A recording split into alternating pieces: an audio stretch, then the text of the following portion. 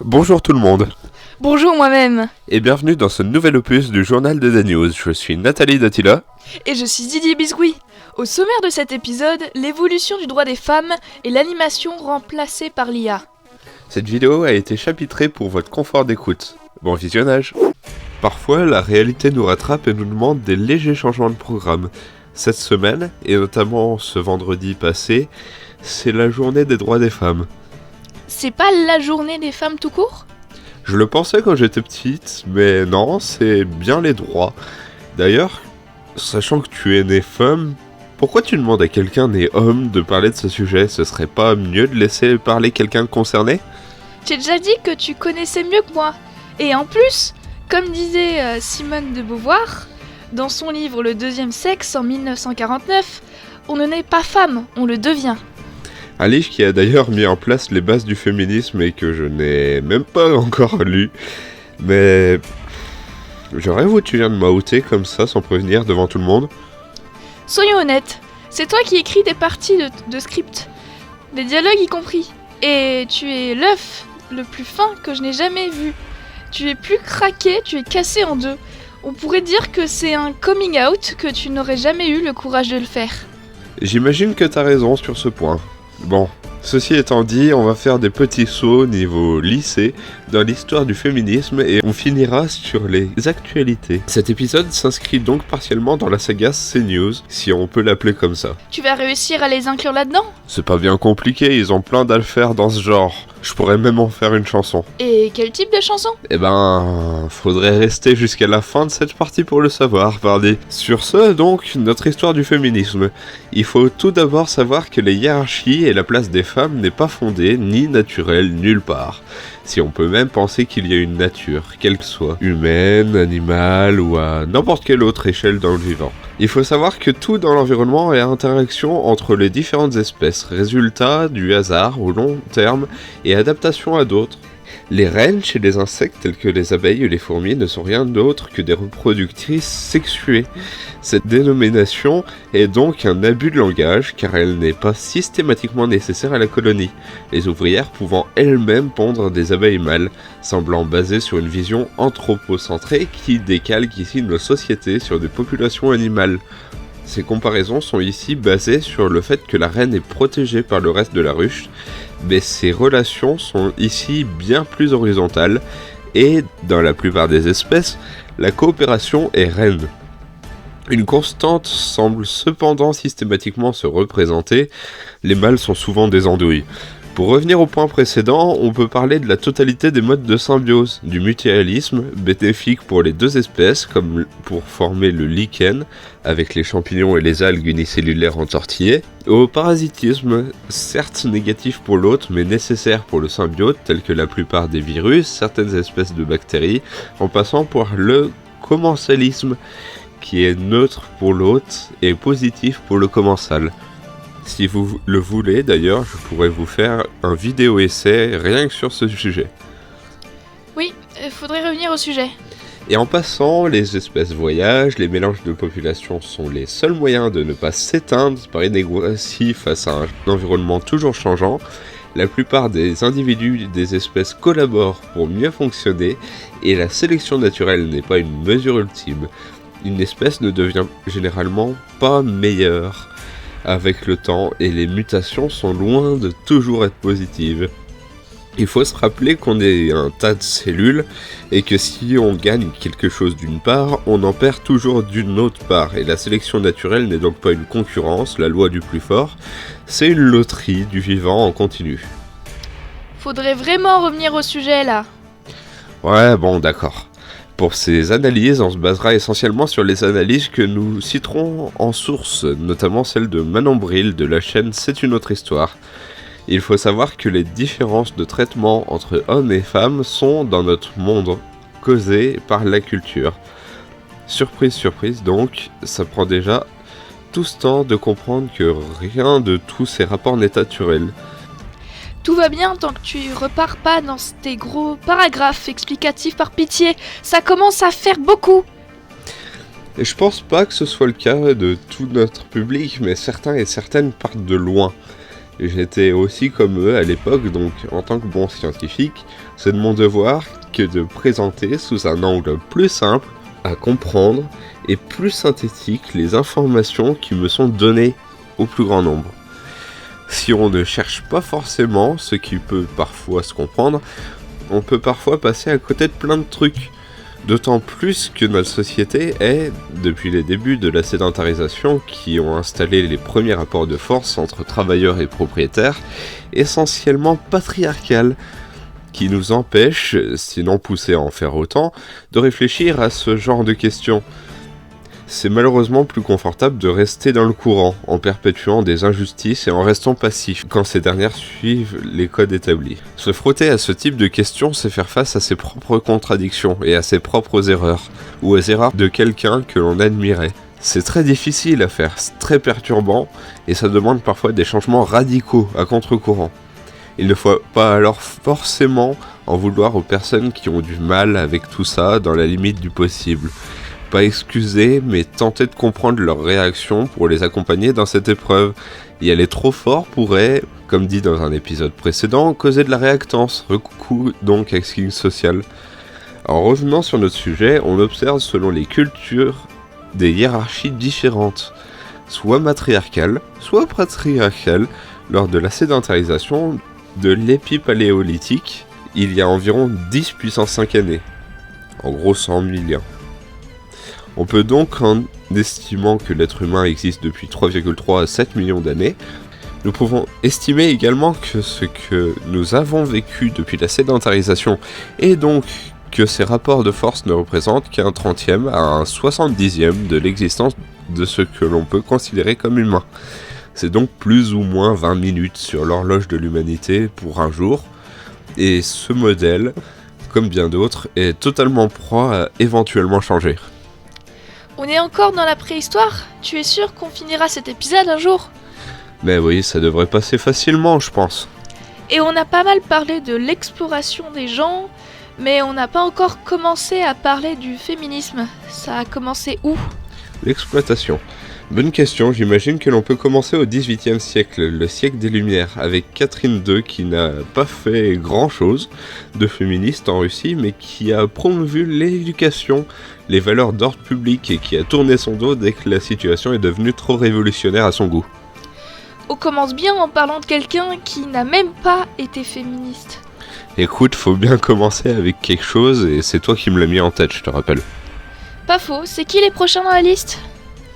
C'est les révolutionnaires de 1789, et elles amènent pas mal de choses, telles que l'obligation de considérer les femmes comme adultes normales, en brisant certaines pratiques comme l'enfermement arrangé entre père et mari, certaines peines de mort arbitraires, d'autorisation d'enseigner, d'étudier, de se marier sans l'accord de leurs parents, de signer des contrats, d'agir sans demander l'autorisation de le faire à un homme. C'est quoi cette merde? Qui avait mis de quoi empêcher tout ça tout court en fait? Mais vous faisiez quoi les gars avant? On vous dérange pas trop dans notre existence? Apparemment si, faut croire que c'est déjà trop. Puis après en 1791 est écrite la Déclaration des droits de la femme et de la citoyenne, un document similaire à son homologue de l'homme et du citoyen. Ça a l'air de pas mal s'améliorer, non? Il y a pas mal de progrès et ça s'améliore et... Et c'est pas grand chose, c'est un début, mais c'est déjà trop pour le Premier Empire et la Restauration, donc tout ça ressaute en 1804. J'ai un peu l'impression qu'on pousse notre rocher de Sisyphe. On arrive après tout ça à l'une de mes périodes préférées, soit 1871 à Paris, de retour à la Commune donc. On observe la formation d'un des premiers mouvements féministes dans ce contexte, l'Union des femmes pour la défense de Paris et les soins aux blessés. Le retour des droits de divorce et d'union libre, une réduction des différences de salaire entre genres, une amélioration générale des droits de travail et de la famille, de l'interdiction de la prostitution qui peut sembler positive ou négative selon les personnes que vous interrogez. Et ça a duré? Tu as entendu parler de la semaine sanglante ? Non, ça a pas l'air très fun, c'est quoi? La commune a tenu un total de 2 mois, de mars à mai. L'armée les a rattrapés, les a exécutés ou emprisonnés. En une semaine, on compte entre 5 et 15 000 communards morts et 43 522 emprisonnés. Avec eux ont disparu la majorité de leurs idées et de leurs réformes. Décidément, on n'est pas sorti de l'affaire.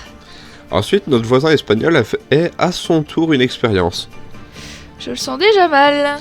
On retrouve alors le déploiement du droit à l'avortement, du droit au divorce, du droit au vote et d'une éducation accessible à toutes, une chacune. On a jusque-là rarement vu un système aller aussi loin. Et ça s'est mal terminé, hein. Encore une fois, tous tués et leurs idées détruites. Mais putain, est-ce que ça se finit bien au moins une fois ? Pour l'instant, on a eu le droit de vote en France en 1944 grâce aux manifestations des suffragettes, l'IVG et le divorce en 1975, la féminisation des noms de métiers en 1994, et maintenant on a une liberté d'avortement dans la Constitution et des discussions pour des congés menstruels. J'ai l'impression que tu as sauté certaines autres mesures. Oui, en effet, elle citait également l'égalité entre salaire et la protection face aux violences faites aux femmes, mais vu les 7% d'écart d'une part et les accusations pas prises au sérieux de l'autre... Ah oui, et c'est quoi cette histoire de liberté ? C'est pas censé être un droit ? Il y a eu pas mal de pression de la part du Sénat, donc plus maintenant. Il y a une grande différence ? Oh, 3 fois rien. Une liberté est libre, pléonasme, d'être exercée comme bon le semble par un individu, mais ne garantit en rien le droit d'en jouir. Le droit, quant à lui, force l'État à mettre les conditions nécessaires à cette exécution. Il impose d'une part de devoir à l'État que la liberté ne comporte pas. Donc on peut théoriquement le faire, mais rien ne garantit qu'on puisse le faire en pratique. C'est ça. À tout cela sont ajoutés de vieux mecs qui ont pensé que leur avis était d'un quelconque importance. Émeric Pourbet, un journaliste assez underground de CNews, animateur de l'émission Enquête d'Esprit, qui a fait parler notamment autrefois pour sa discussion d'une guerre civile au paradis et du développement du malin dans notre société qui aurait été tellement lunaire que beaucoup d'artistes n'auraient même pas osé le faire dans des fictions de ce genre. Il a ressorti une dinguerie en disant que l'avortement était la première cause de mortalité en France. Il faut qu'il dose là par contre. J'imagine que tous les autres sont venus le défendre comme d'habitude. Étonnamment, non. Ils se sont tous excusés publiquement. Si c'était pas des déchets le reste du temps, j'aurais presque lâché une larmichette. Finalement, parfois, et ce qui s'est totalement ressenti ici pour nos recherches, le plus grand impact qu'on a pu avoir avec la dominance patriarcale lors du temps à long terme, et c'est le manque de traces restantes de ces femmes et de leur lutte, ce qui nous efface pas mal de moyens de les poursuivre de manière optimisée, et qui nous cache des souffrances qu'elles ont pu traverser. L'histoire est encore une fois écrite par les vainqueurs. D'ailleurs, en parlant d'eux, tu avais pas parlé d'une chanson au début ? Je le ferai plus tard pour la fin de la saga. On parle souvent de mauvaises personnes et de formes d'art détournées, mais pour relever un peu les cœurs, on pourrait pas parler un peu de quelqu'un qui est aucun des deux ? On pourrait parler de MatPat, qui arrêtera de présenter ses chaînes hier soir du coup, et qui a tenu pendant très longtemps ces dernières, soit 13 ans à peu près. Oui, mais après tu as déjà prévu une vidéo pour l'occasion. J'ai beaucoup de vidéos de prévues, et je pense que très peu sortiront, mais en effet j'en ai prévu une. Ça serait peut-être bien que t'en finisses certaines pour une fois. Et en plus, il y en a qui vont venir en plus aux 100 abonnés. Et je pense que ça sera pas mal en vrai. Ça utilise de l'IA ? Non, comme MatPat et tant d'autres avant moi, je suis absolument honnête dans ma médiocrité. On t'aimait beaucoup MatPat et on est prêt à suivre ce que tu nous prépares pour la suite. Et maintenant on attaque avec un sujet plus léger, celle de l'animation. À ce jour, le monde assez titanesque des films et des séries en 2D. Mais je ne vais pas faire une généralité et plutôt revenir sur un sujet débattu depuis plusieurs mois, celle de l'accroissement de l'intelligence artificielle et de ses usages. Et oui, on se doute que le sujet concerne les artistes de tout type, des plasticiens, des musiciens et bien d'autres. D'ailleurs, même notre boulot de journaliste à l'improviste est sous la menace de textes génératifs. Mais je ne vais pas faire de redite sur leurs dangers de droits d'auteur, ainsi que les moyens récents de s'en protéger. Je vous incite à aller écouter le premier épisode où je parle de Nightshade. Donc plusieurs récentes courts-métrages sont voués à se plonger dans son utilisation. L'exemple que je vais prendre est celui du court-métrage présenté par Netflix du nom de Dog and a Boy. D'après sa diffusion via Twitter l'année dernière, plusieurs internautes ont vivement réagi En effet, nous pouvons apercevoir au crédit de fin que la plupart des visuels, notamment arrière-plan, ont été quasiment entièrement faits en utilisant une IA. Malgré les déclarations de Netflix qui déplorent une pénurie de main-d'œuvre, cela reste qu'elle a fait monter la colère de plusieurs artistes. Cela prouve 2 choses. D'une, que l'industrie est en train de remplacer les véritables artistes, dont seuls leurs jobs permettent à la plupart de survivre face aux difficultés de l'inflation, et d'autre, qu'il va être de plus en plus compliqué pour les futurs artistes de se mettre en avant que de retrouver un travail dans le domaine. Déjà qu'on a du mal à se démarquer dans la sphère artistique. Au fait, Nathalie, le fait que j'en fais mon combat personnel, ça se voit autant ? Non, je pense pas trop, ça va juste faire 2 épisodes au moins dont tu en parles, mais je pense qu'en vrai c'est assez discret. Bon, après, les usages malveillants de l'IA, c'est un peu comme Reconquête, mais avec des robots, ça exclut plusieurs personnes et ses travers sont sans limite. Bref, mon sujet, tout de même, l'IA qui a été utilisée n'était pas assez performante à cette époque, puisque maintenant les vidéos réalisées par IA et réalistes vont sûrement être accessibles au public. Pas très chouette tout ça. Voyons le côté positif. Les artistes n'ont pas encore tous été remplacés. Leur futur est cependant menacé. Eh bien finalement, vous avez mieux été informés que sur Canal+, CNews, valeur pas du tout actuelle, ou le journal du dimanche, ou tout autre média de Bolloré. Bah oui, finalement. Et surtout, rappelez-vous, Que si les marchands d'armes se morfondent sur les morts de vieillesse, c'est parce qu'ils auraient préféré s'en occuper eux-mêmes. But hey, that's just a theory, a game theory. Thanks for watching. In every level you beat, and each boss battle defeat, with each achievement you view becomes a bit more complete, and which is free to unfold, and every mystery you solve, we find a new way to see this world in which we revolve. These games are secret inside, and that's the thing we can find. Them you the right page and the clear horizons, so why not do it with rising? I think it's a little realizing.